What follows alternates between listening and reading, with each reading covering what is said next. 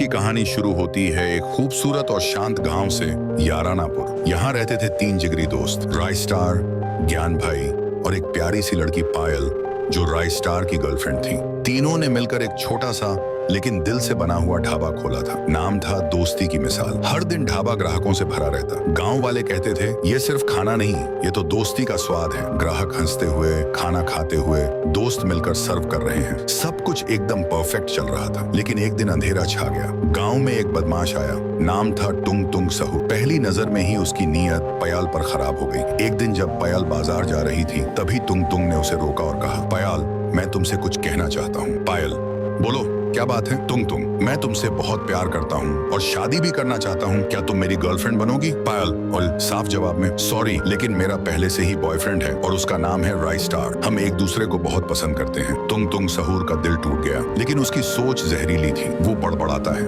अगर पायल मेरी नहीं हुई तो मैं उसे किसी और की भी नहीं बनने दूंगा। उसने एक शैतानी प्लान बनाया। अगले दिन रात को ढाबे का काम खत्म हो चुका था। राय स्टार ने कहा, पायल, मैं घर जा रहा हूँ, तुम और ज्ञान भाई ढाबा बंद करके आ जाना। राय स्टार चला गया। पायल और ज्ञान भाई ढाबे का काम समेटने लगे। तभी तुंग सहूर ने एक मौका देखा।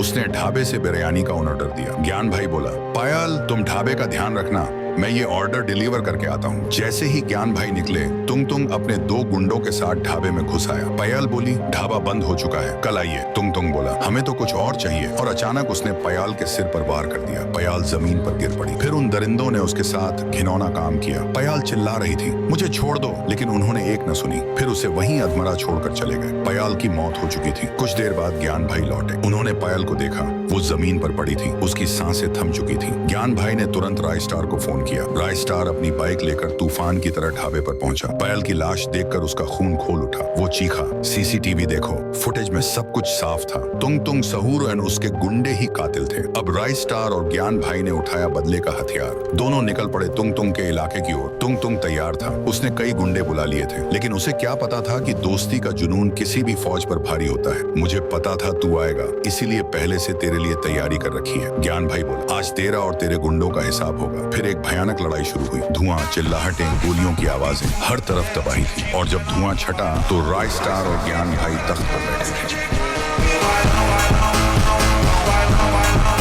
आज की कहानी शुरू होती